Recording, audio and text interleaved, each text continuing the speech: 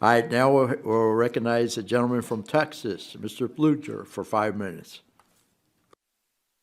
Thank you, Mr. Chairman. I appreciate it. And I know some of us have popped in and out a little bit, but we appreciate all of you being here. And I think talking about some of these important issues, I was a student athlete at the Air Force Academy, and obviously brings a little bit different, considerations to it. But I'll start with Ms. Heppel as commissioner of the Patriot League. Talk to me about what the Service Academy community is looking at when it comes to the guardrails that need to be in place, and how it differs from maybe other institutions. Thank you. In the conversations with the folks at Army and Navy, I think there's an understanding as that the federal employee regulations are very different. I think they would appreciate the opportunities for their student athletes that are similar to the opportunities that exist outside the service academies. On the other hand, young people that choose to attend one of those service academies are looking for a very different type of collegiate experience and have different goals, as you know. So it is a unique perspective. I'm very appreciative of what they bring to the table in the Patriot League and their perspective.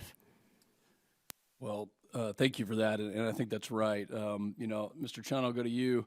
And part of your testimony was interesting, and I'm interested to hear your thoughts on the revenue sharing and using California's model, what that would do to Ms. Mudge and what that would do to Olympic sports if we had the revenue sharing. And I think traditionally, correct me if I'm wrong, but most of the revenue is going to come from football and men's and women's basketball, and that's kind of the top three. So what does it do to the Olympic sports and women's sports in particular? Well, I'll answer that from two different angles. One, it's what I'd spoke about before. It's the flaw in our model that two sports do drive on most campuses. Some won the revenue to run an athletic program, and we're also governed by equity in Title IX.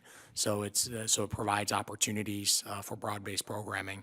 Also, as a member of the Pac-12, obviously we're paying attention to what's going on in California, but it's another example of another patchwork state law that's going to impact how we manage college athletics, not only on the West Coast in our conference, but it'll impact other institutions in the NCAA.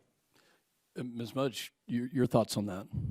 Yeah, just like I stated earlier, I'm grateful that Florida State's been the best 4 years of my life, and just with the revenue sharing model in California, it's very scary to think that athletes like me, future college athletes like me, won't get the experience if that model comes into play. And I know that the funds come mainly from football and men's basketball, but I wouldn't trade my experience for anything, and I'm grateful for the 4 years that I've gotten, and just all of the relationships I've made, everything that I've learned academically, athletically, as a person, everything that I've been able to learn in my 4 years I wouldn't have learned if I didn't come in as a college athlete, and so that opportunity has been one of the best opportunities of my life. Thank you. Mr. Burton?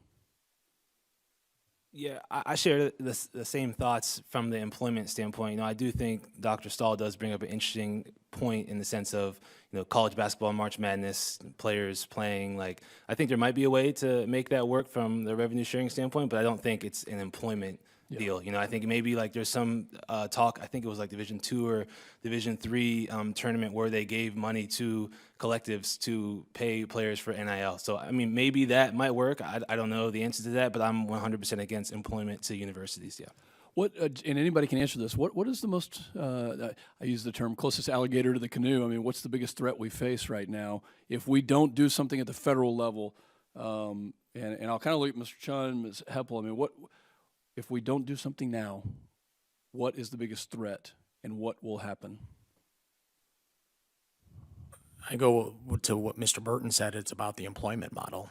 Okay. And the impact that'll have specifically on 5 leagues or a subset of schools in those 5 leagues that ultimately, if you look at where the revenue's generated from, ultimately fund the entire enterprise of 500,000 student athletes, 1,200 institutions.